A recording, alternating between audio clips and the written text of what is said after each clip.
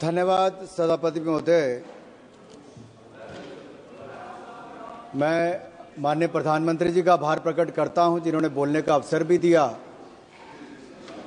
और आज हम गर्व के साथ कह सकते हैं मोदी है तो मुमकिन है और ये मुमकिन करके दिखाया। इसका सबसे बड़ा सबूत ये बजट है, क्योंकि ये सिर्फ एक वार्षिक बजट नहीं, ये विकसित भारत का रोड मैप है और संकल्प से सिद्धि तक ले जाने का रास्ता है। लेकिन माननीय सभापति जी, जैसे ही हम लोग विकसित भारत की बात करते हैं, विपक्ष के पेट में मरोड़ पड़ने शुरू हो जाते हैं। और यही नहीं, ये दर्द थोड़ा इससे भी ज्यादा दिखेगा। जावेद साहब सुनिए, पिछले कल ही नतीजे आए हैं, सुनिए। और दिल्ली के चुनाव के नतीजों ने बताया कि दिल्ली वालों ने आपदा मुक्त दिल्ली कर दी है और ये कह दिया कि केवल नारा नहीं है, दिल्ली के दिल में मोदी है, ये करके दिखाया है। और दिल्ली वालों ने आपदा की लूट की खुली छूट, जो लूट और भ्रष्टाचार चारों ओर फैला था, आज उनको बाहर का रास्ता दिखाया है। दिल्ली में कमल का फूल खिला है। महान जनता ने, दिल्ली की महान जनता ने 10 साल के कुशासन और प्रदूषण को बाहर का रास्ता दिखाया। दिल्ली की जनता ने मोदी जी के विकास का मार्ग चुना है।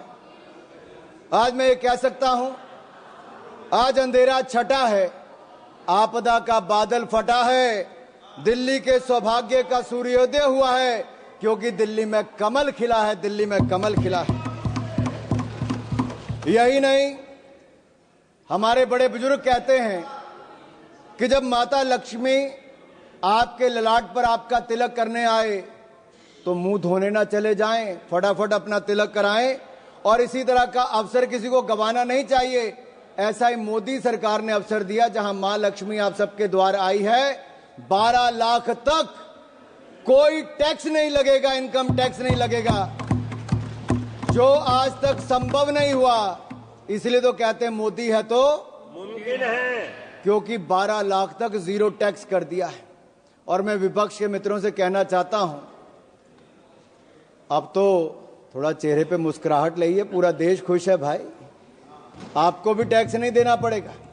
मैं आगे बताऊंगा इंदिरा जी के समय क्या क्या होता था। आज भारत के 4 ग्रोथ इंजन तय हुए हैं, एग्रीकल्चर हो, एमएसएमई हो, इन्वेस्टमेंट हो या एक्सपोर्ट हो। और हमने जो विकसित भारत के लिए लक्ष्य तय किए हैं माननीय सभापति जी, वो भी सन 2047 तक शून्य गरीबी होगी, गरीबों को गरीबी से मुक्ति मिलेगी। वहीं पर 100% गुणात्मक शिक्षा दी जाएगी, हर व्यक्ति को अच्छी स्वास्थ्य की सुविधा और सस्ते दाम पर दी जाएगी। और वहीं पर श्रमिकों का कौशल विकास होगा और उचित उनको रोजगार के अवसर दिए जाएंगे। हमारे विकास की भागीदारी में महिलाओं को 70% उनका योगदान इकोनॉमिक एक्टिविटीज में होगा। और हमारे किसानों के दम पर भारत दुनिया की फूड बास्केट बनेगी, यानी कि food basket of the world हम भारत को बनाकर दिखाएंगे। माननीय सभापति जी, हमारा मानना है मध्यम वर्ग खुश तो देश खुश, किसान का सम्मान तो देश का सम्मान, गरीब का भला तो देश का भला।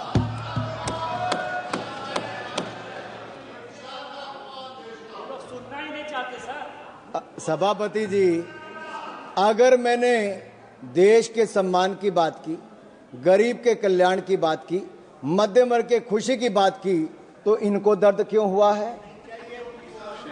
क्योंकि 60 वर्षों तक आपने दर्द दर्द और दर्द ही दिया है और हमने दर्द से मुक्ति दिलाने का काम किया। और वो मोदी जी ने दी मध्यम वर्ग को राहत, तो विपक्ष को हुई आहत। और इनका दर्द दिखाता है, ना इनको मध्यम वर्ग से मतलब है, ना ही गरीब से। और इनका तो वही घिसा पिटा पुराना टेप रिकॉर्ड चल रहा है, कुछ नया तो है ही नहीं, नई सोच नहीं, कुछ नया कहने के लिए नहीं। महोदय, इस बार विदेशी चिंगारी ना होने का असर साफ दिख रहा है, और ये विपक्ष पर विदेशी चिंगारी ना होने का असर साफ दिख रहा है। उधर चिंगारी बुझी और इधर विपक्ष बुझ गया है। समझ रहे हैं ना आप? निशिकांत जी ने सुबह बताया भी था थोड़ा सा, और समझदार को तो इशारा ही काफी होता है। इनके जमाने में इनकम टैक्स का चाबुक चलता था, टैक्स टेररिज्म था, और ये टैक्स का चाबुक चलाने वाले हमसे पूछ रहे हैं कि आपने बजट ऐसा क्यों दिया है। और राहुल गांधी जी क्या कहते हैं? नेता प्रतिपक्ष कहते हैं, Rahul ji calls it as a bandaid budget. अरे आप लोग घाव देते रहे, हम घाव भरते रहे। Late me say this is not a bandage budget, this is a booster budget, this is a booster budget, this is a booster shot. और जो कहते हैं कि पैराडाइम शिफ्ट की बात करते हैं, माननीय सभापति जी मैं कहना चाहता हूं पैराडाइम शिफ्ट तो आया है।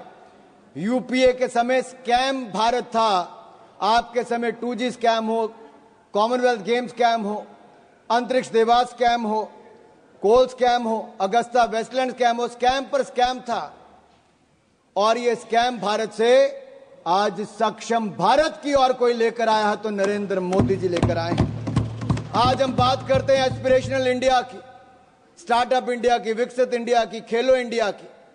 अभी दयानिधि मरन जी खेलो इंडिया की बात कर रहे थे, वो अपने राज्य के खेल मंत्री की बात तो की, ये नहीं बताया कि मोदी जी ने खेलो इंडिया दिया था और तमिलनाडु में कराने का निर्णय हमने लिया था। उस समय मैं ही खेल मंत्री था, मोदी जी ने लिया था। And let me say this to each and everyone, aspirational India will not sit until we make India विकसित। और ये विकसित भारत हम बनाकर रहेंगे। हमारी एक नहीं अनेक योजनाएं उसी दिशा में है।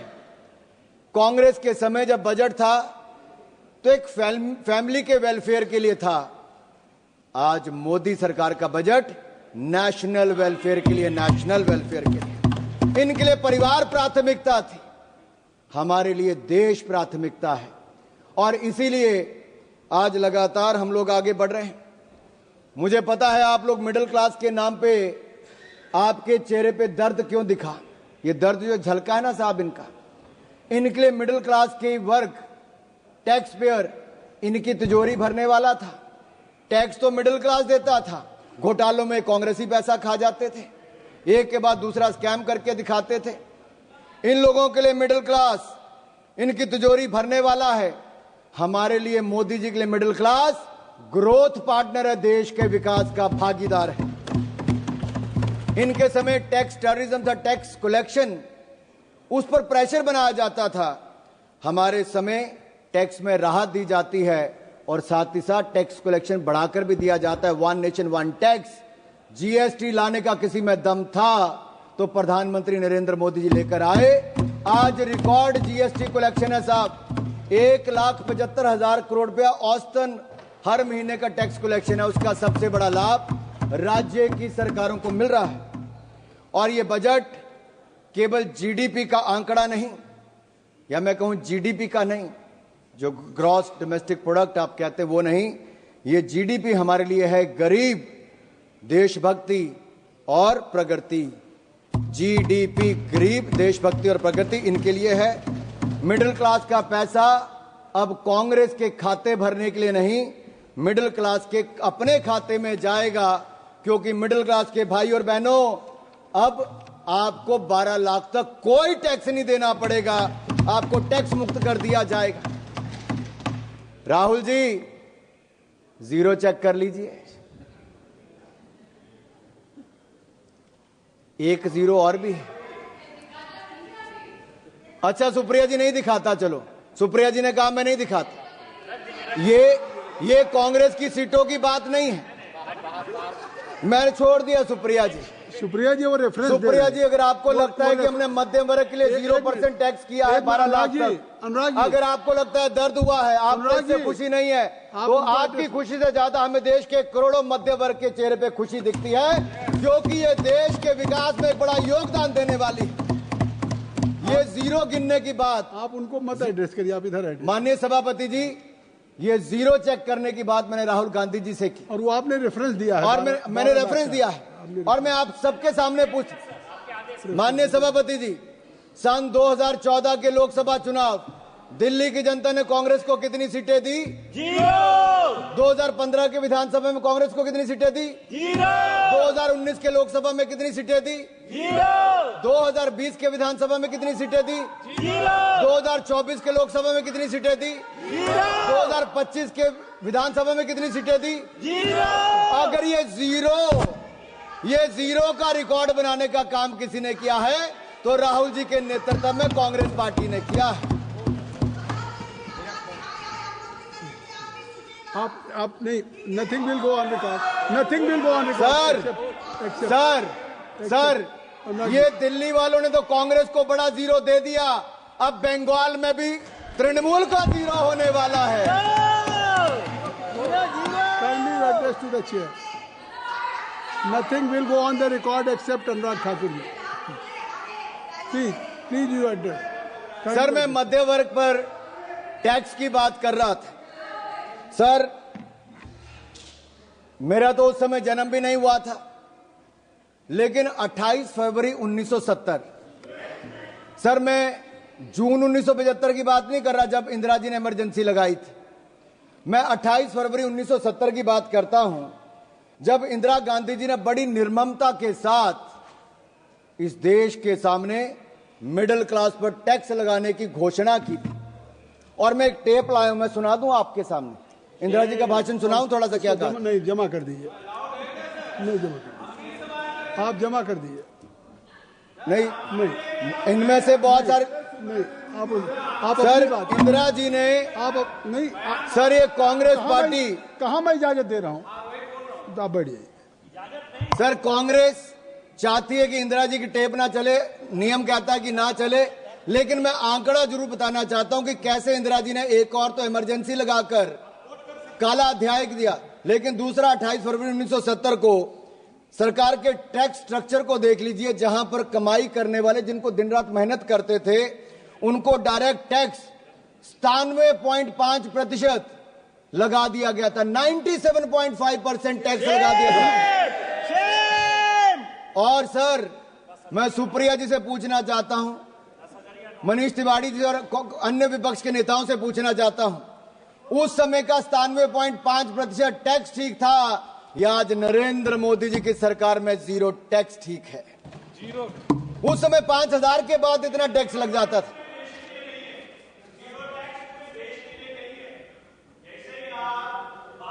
रिकॉर्ड में नहीं जा रही, कोई चीज रिकॉर्ड में नहीं जा रही है। Nothing will go on record except Anurag Thakur ji speech. Please आप कहिए। माननीय सभापति जी, आप उधर क्यों देखते हैं? माननीय सभापति, आप इधर देखिए। मैं आपको ही कह रहा हूं माननीय सभापति जी, ये मनीष जी का दर्द बहुत झलका,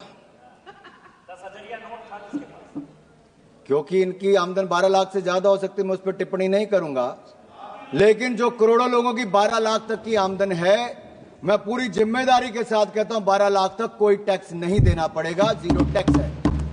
और मैं याद करा दूं कांग्रेस के अपने मित्रों को, उस समय 5000 की आमदन के बाद 97.5% टैक्स सरचार्ज लगा के कर दिया था। और काला धन अगर किसी के कारण इकट्ठा हुआ, भाई निशिकांत दुबे जी को याद होगा, प्रणब मुखर्जी ने जो अपना व्हाइट पेपर दिया था, उस सब में कहा गया था कि काला धन के पीछे कारण क्या है, तो उस समय की कांग्रेस की नीतियां थी जो काला धन करने के लिए काम करना पड़ता था। यही दिया था कि नहीं दिया? अगर ये सब इनके समय, सर हम तो देश के लोगों को ईमानदारी से टैक्स देने की बात कर रहे हैं और देश के टैक्स पेयर का धन्यवाद करते हैं, वो ईमानदारी से टैक्स दे रहे हैं, तो आज जाकर जनता को पक्का मकान भी मिल रहा है, शौचालय भी मिल रहा है, पानी भी मिल रहा है, अनाज भी मिल रहा है। ये मिल रहा है क्योंकि एक ईमानदार सरकार नरेंद्र मोदी जी के नेतृत्व में चल रही है। ये मिडिल क्लास के खाते में सेंधमारी करते थे। सर लीडर ऑफ ऑपोजिशन है नहीं, शायद वो आलोपित हो गए हैं, मैं इस पे नहीं कहूंगा। सर वो बार बार सर बैठे बैठे मत टिप्पणी करिए जावेद साहब।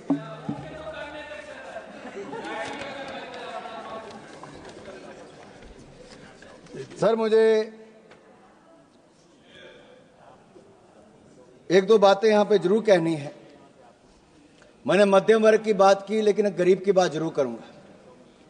सर, एक राजनीतिक दल ऐसा है जिनके पहले प्रधानमंत्री से लेके मोदी जी से पहले के प्रधानमंत्री, यानी कि नेहरू जी से लेके मनमोहन सिंह जी तक, इन सब लोगों ने गरीबी हटाओ का नारा लगाया, गरीबों को छलने का काम किया और गरीबों के लिए गड्ढे खोदने का काम किया। लेकिन एक गरीब मां के बेटे नरेंद्र मोदी जी ने मात्र 10 वर्षों में कर दिखाया जो आप 60 साल में नहीं कर पाए। 4 करोड़ गरीबों को पक्के मकान बनाकर दे दिए और 3 करोड़ पक्के और मकान मंजूर कर दिए। लेकिन इनके किसी सांसद की सदस्यता जाने पर जब मकान खाली करने को कहा जाता है तो इनका दर्द तब झलकता है कि मकान खाली कर दिया, मकान नहीं है। आप सोचो 70 साल तक वो लोग कितने अपने मकान को छोड़ना पड़ता था, और मोदी जी ने तो 25 करोड़ गरीबों को मल्टी डिमेंशनल पॉवर्टी लाइन से बाहर निकाला है। ये अपने आप में दुनिया कहती है कि क्या शानदार काम Narendra Modi. But sir, the people who have a habit to go overseas and speak in universities like Oxford, Cambridge, and they say poverty is a state of mind, तो इनके माइंड दिखते हैं, इनकी सोच दिखती क्या है। हमने विदेशी मानसिकता नहीं रखी, हमने देशी अपना जो तरीका है उससे काम किया। और जहां एक और हमने करोड़ों गरीबों को पक्का मकान बनाकर दिया, हमने संकल्प लिया 2047 से पहले भारत को गरीबी मुक्त करेंगे, जीरो पॉवर्टी बाय 2047 करके दिखाएंगे। लेकिन सर, कुछ लोगों की दिक्कत है। कुछ लोग अमेठी रायबरेली जाते हैं तो उनको तो झोंपड़ियां चाहिए थी, सड़कों पे लेटे हुए गरीब चाहिए थे। फोटो सेशन के लिए झोंपड़ी होनी बहुत जरूरी थी, वर्षों तक ये होती रही। कलावती चाहिए थी। अभी वो पिछली बार जरा साउथ से आके वापस नॉर्थ में आए तो पूछ रहे थे झोंपड़ी कोई मिली नहीं, फोटो सेशन कहां करवाएंगे। तो वहां के लोगों ने कहा, भाई नरेंद्र मोदी की सरकार ने पिछले 10 सालों में यहां के लाखों गरीबों के लिए पक्का मकान बनाकर दे दिया। अब उनको समृद्धि और स्वाभिमान के साथ जीना सिखा दिया है और गरीबी रेखा के पार ले जाने का काम नरेंद्र मोदी जी की सरकार ने किया। मैं तो इतना ही कहूंगा, आपने गरीब और गुरमत में उनको रखा। सर, मुझे जो एक दो बातें यहां पर और करनी है, मैं इतना ही कहूंगा सभापति जी, विपक्ष की बातों में सच का अभाव है क्योंकि झूठ बोलना तो इनका स्वभाव है। और मैं आंकड़े देकर बताता हूं, अगर इनकी 2014 में 16 आईआईटी थे, आज बढ़कर 23 हो गए। 13 आईएम थे, आज बढ़कर 21 हो गए। 9 ट्रिपल आईटी थे, वो 25 हो गए। 7 एम्स थे, 24 हो गए। 308 मेडिकल कॉलेज थे, 760 हो गए। 740 यूनिवर्सिटी थी, 1200 यूनिवर्सिटी हो गई। 74 एयरपोर्ट थे, 160 एयरपोर्ट हो गए। 91,287 किलोमीटर नेशनल हाईवे था, जो आज बढ़कर 1,50,000 किलोमीटर से ज्यादा हो गया। ग्रामीण सड़कें 3,23,000 किलोमीटर थी, आज 7,60,000 किलोमीटर हो गई। 248 किलोमीटर मेट्रो था, आज 1,000 किलोमीटर होकर दुनिया का तीसरा बड़ा मेट्रो बन गया। हमारी बिजली का उत्पादन 247 गीगावाट से बढ़कर 447 गीगावाट हो गया। यही नहीं, हमारा देश जो 10वें नंबर की अर्थव्यवस्था था, आज दुनिया की 5वीं बड़ी अर्थव्यवस्था बन गया है और अगले 3 सालों में दुनिया की तीसरी बड़ी अर्थव्यवस्था बन जाएगा। जो कहते थे कि बजट कहां बढ़ा है, माननीय सभापति जी, डिफेंस का बजट 2013-14 में 2,03,499 करोड़ था, जो रिकॉर्ड बढ़कर 6,81,210 करोड़ रुपया हो गया। यही नहीं, सड़कें बनाने का, रोड ट्रांसपोर्ट का बजट इनके समय 25,476 करोड़ था, जो बढ़कर 2,87,000 करोड़ हो गया। रेलवे 27,000 करोड़ से बढ़कर 2,55,000 करोड़ कर दिया। होम अफेयर्स 53,371 करोड़ से बढ़कर 2,33,211 करोड़ हो गया। और यही नहीं, एग्रीकल्चर 17,395 करोड़ से बढ़कर किसानों के लिए 1,37,757 करोड़ हो गया। शिक्षा का बजट भी 71,000 करोड़ से बढ़ाकर 1,28,000 करोड़ से ज्यादा हो गया। और अच्छे स्वास्थ्य की सुविधाएं 27,000 करोड़ से बढ़ाकर आज लगभग 99,900 करोड़ हो गया। अनुप्रिया जी यहां पर बैठी हैं, एमओएस हेल्थ। और मैं यही नहीं, आपको कुछ आंकड़े और भी रखना चाहता हूं, लेकिन उससे पहले पहले एक दो बातें मैं और करूंगा। जहां एक और गरीबों के उत्थान के लिए हमने काम किया है, वहीं पर न्यूक्लियर एनर्जी मिशन के लिए 2047 तक 100 गीगावाट हमारी कैपेसिटी हो, तो न्यूक्लियर पावर कैपेसिटी प्राप्त करने के लिए स्मॉल मॉड्यूलर रिएक्टर के निर्माण के लिए 20,000 करोड़ रुपए का प्रावधान भी किया है, और सन 2033 तक हमारे 5 इंडिजिनियस स्मॉल मॉड्यूलर रिएक्टर बनकर तैयार हो जाएंगे। यही नहीं सर, विपक्ष के कुछ नेताओं ने और विशेष तौर पर राहुल गांधी जी ने कहा कि उनको कुछ दिखता नहीं है। सर, ना उनको युवा दिखते हैं, ना युवाओं की उद्यमिता दिखती है। और मैं यही नहीं, ये लोग आइवरी टावर में रहते हैं, जहां खड़े वहीं के वहीं खड़े हैं, इनकी एक अलग अपनी दुनिया है साहब। ये ठहरे हुए पानी की तरह हैं, जिनको सड़ना मंजूर है लेकिन प्रवाहित होना मंजूर नहीं है। हमने तो मोदी जी के नेतृत्व में जो अभी आंकड़े बताए कि 2014 में भारत कहाँ था और आज 2025 में भारत कहाँ है। यही नहीं, हमारे युवाओं के पास नए आइडियाज हैं, इनोवेशन है, रेजोल्यूशन है, सॉल्यूशन है। लेकिन मैं एक सवाल इनसे पूछता हूं, 2014 से पहले स्टार्टअप कहां था? मोदी जी को युवाओं पर विश्वास था तो स्टार्टअप इंडिया लेकर आए। आज जितने कांग्रेस के सांसदों की आंकड़ा नहीं है ना, उससे ज्यादा भारत के यूनिकॉर्न का आंकड़ा 117 यूनिकॉर्न आज भारत में है। लेकिन कांग्रेस तो एक ही को स्टार्टअप करने में लगी रही। साहब, कितनी बार लॉन्च किया, ऐसा स्टार्टअप था कि वो पास ही नहीं हो पाया, बार बार फेल हो गया। और यही नहीं, अब तो हमारा प्रयास है, जहां एक और 1.5 लाख से ज्यादा स्टार्टअप्स बन गई। फर्स्ट टाइम एंटरप्रेन्योर्स की कैटेगरी के लिए जहां 5 लाख महिलाओं को, SC ST को अब 2 करोड़ रुपए तक का टर्म लोन देने का काम मोदी सरकार करेगी। एक बहुत बड़ा कदम। इससे पहले मुद्रा योजना हो, स्वनिधि हो या emergency credit line guarantee scheme हो, इन सबके माध्यम से बैंकों ने शानदार काम किया। लेकिन यूपीए के समय पॉलिसी पैरालिसिस तो थी, साथ में फोन बैंकिंग भी थी, क्योंकि मनीष जी ने अभी कहा कि पॉलिसी पैरालिसिस इनके समय था, फोन बैंकिंग भी थी। 12 में से 11 बैंक घाटे में थे, PCA फ्रेमवर्क में थे। हम 4R लेकर आए और हमने बैंकों को सुधार किया। आज 12 के 12 बैंक मुनाफे में हैं। अकेला SBI 66,000 करोड़ रुपए का मुनाफा कमा रहा सर, 66,000 करोड़ का। यही नहीं सर, अगर आप देखिए, हम सर, मुझे 4-5 मिनट में खत्म कर दूंगा sir. If today we have to say, we can say Congress is anti business, anti entrepreneur and anti youth party. Sir, मैं एक आपके माध्यम से देश समाज के सामने, संसद सदन के सामने एक बात रखना चाहता हूं। AI की बात की गई, क्या AI केवल आर्टिफिशियल इंटेलिजेंस की बात है? मोदी ने कहा हम तो एस्पिरेशनल इंडिया को आर्टिफिशियल इंटेलिजेंस के साथ जोड़कर देख रहे हैं। लेकिन AI एक एंटी इंडिया सोच के लिए भी है। सर, वो लोग जो सेंसेक्स के गिरने पर सेलिब्रेट करते हैं, झूमते हैं, जो फाइनेंशियल इंस्टीट्यूशन को डैमेज करने के लिए लगातार प्रयासरत रहते हैं, जो भारत के नुकसान करने की बार बार कोशिशें करते हैं, जो भारत को बदनाम करने का प्रयास करते हैं, क्या आपको लगता है देश के लोग कभी उनके साथ खड़े होंगे? ये AI जो है ना, एंटी इंडिया वाले, इनके साथ कभी कोई खड़ा नहीं होगा। और सर, एक गठबंधन भी बड़ा था। वो कहते हैं ना, 7 फेरे भी लेने हो तो सत्यता, समर्पण और प्रेम ना हो तो वो 7 जन्म का साथ भी नहीं चलता, 7 महीने भी नहीं चलता। और यही इंडी गठबंधन के साथ वो आज तार होता नजर आ रहा है। आज छोटे छोटे दल भी कांग्रेस को कहते हैं कि इनका नेतृत्व हमें नहीं चाहिए। यही नहीं सर, लीडर ऑफ ऑपोजिशन के लिए, नेता प्रतिपक्ष के लिए मैंने पहले भी कहा था कि नेता प्रतिपक्ष का पद जिम्मेदारी और ईमानदारी का है। लेकिन इनसे जिम्मेदारी और ईमानदारी की उम्मीद करना वैसा ही है जैसे किसी बिल्ली को दूध की रखवाली करने के लिए बोल दो सर। और यही नहीं सर, हमने सेमीकंडक्टर को लेकर आए, बड़ी बड़ी हजारों करोड़ की इन्वेस्टमेंट आई।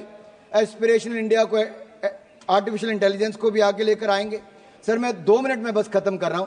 आर्टिफिशियल इंटेलिजेंस का इस्तेमाल मोदी जी भारत के सशक्तिकरण के लिए करना चाहते हैं, लेकिन विपक्ष के एक नेता इसको विभक्तिकरण के लिए करना चाहते, क्योंकि वो एआई का उपयोग कास्ट सेंसस के लिए करना चाहते हैं, जो आज भी जात पात से बाहर ना आना चाहते हो।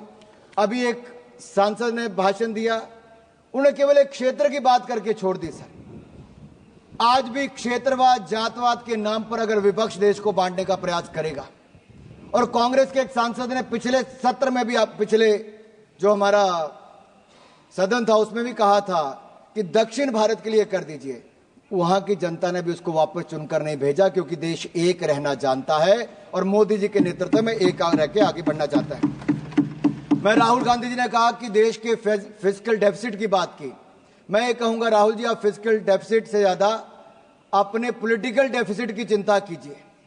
फिस्कल डेफिसिट की चिंता मोदी जी कर लेंगे, दूसरे का मुझे पता नहीं। और यही नहीं सर, आज जो दिल्ली में केजरीवाल जी के साथ राहुल जी इल्लू इल्लू कर रहे थे ना, वो 70 में से 67 सीटों पर उनकी जमानत जब्त हो गई, खाता खुल नहीं पाया। और मैंने पहले भी कहा था, डबल डेटिंग करने वालों का हाल वो आज यहां पे नजर आ गया है। और राहुल गांधी जी के आइडियाज और विपक्ष के आइडिया को विपक्ष ने देश ने माना नहीं। सर, ये आखिरी 2 लाइनें कह के मैं खत्म कर रहा हूं। सर क्योंकि सर मैं इतना ही कहूंगा, उन्होंने आंकड़े दिए हैं ना, आज देश और दुनिया में सर एक बहुत बड़ा आयोजन चल रहा है, वो है दिव्य और भव्य महाकुंभ का। भक्ति, अध्यात्म और सामाजिक समरसता से ओत प्रोत भारत का दर्शन करने का इससे अवसर मिलता है। सर, मुझे भी परसों जाने का अवसर मिला, मैंने भी कुंभ में स्नान किया। मैं इस अलौकिक आनंद का वर्णन नहीं कर सकता। वैसे वहां के माहौल के बारे में एक बात जरूर मैं कर सकता हूं कि जात पात पूछे नहीं कोई, हरि को भजे सो हरि के होई। धन्यवाद। कहने के लिए सर, प्रयागराज में कुछ लोग कहते हैं कि उनके पुरखों ने, जैसे मान लीजिए जवाहरलाल नेहरू जी ने कुंभ में स्नान किया था, लेकिन आज की पीढ़ी जाने के लिए तैयार नहीं है। हालांकि जाते तो अवसर मिल जाता, स्नान करने का भी, भारत के दर्शन करने का भी, दादाजी की समाधि पे फूल चढ़ाने का भी। और यही नहीं, हाँ हो सकता है सर अंकल सोरोस और अंकल सैम ने मना किया हो, कृपया समाप्त और फतवा जारी कर दिया हो कि ना कोई रामलला के दर्शन करने जाएगा, ना कोई कुंभ स्नान करने जाएगा। सर, ये वही है जो दिल्ली के चुनाव में जिनके। कृपया समाप्त कर। Sir, don't cut my time sir. कृपया समाप्त कर दिए। सर, मैं बजट समाप्त कर दे। सर, मैं समाप्ति कर रहा हूं। सर, मैं इतना ही कहूंगा, काफी बात आपकी। सर ये लास्ट लाइन कह के कर रहा हूं कि जहां भारत की क्षमताओं को बढ़ाने का काम कर रहे हैं, वहीं पर जब हमने बिहार के बारे में बात की कि मखाना बोर्ड वहां पे बनाएंगे, तो जो लोग वहां जाके दूसरों के साथ मटन बनाने का काम करते थे, मखाना बोर्ड पर उनके चेहरे मुरझा गए। ऐसा क्यों है सर? सर, ग्रीनफील्ड एयरपोर्ट की बात हमने बिहार के लिए, तो उसका विरोध करना शुरू कर दिया। कोसी कनाल प्रोजेक्ट की बात की, national institute of food technology की बात की, तो उस पर भी सर मैं ये कहूंगा कि मोदी सरकार का ये बजट जो है वो विकसित भारत बनाने के लिए है, वो उसी दिशा में आगे बढ़कर है। और पूरे देश ने मोदी जी के इस बजट का स्वागत किया है। आपने मुझे बोलने